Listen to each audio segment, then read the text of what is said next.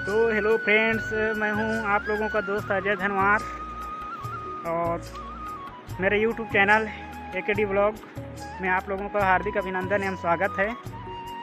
और जैसे कि आप लोग देख रहे हैं, अभी मेरा हाल बुरी तरह कीचड़ ही कीचड़ हो गया है। और अभी मैं आया हूं अपना खेत,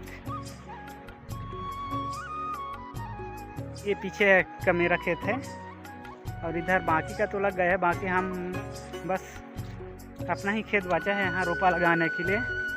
और यहाँ क्या है, खेत फूट गया था तो पानी नहीं रुक रहा था, तो इसी को बांधने के लिए आया हूँ। देख रहे हो मेरी स्थिति।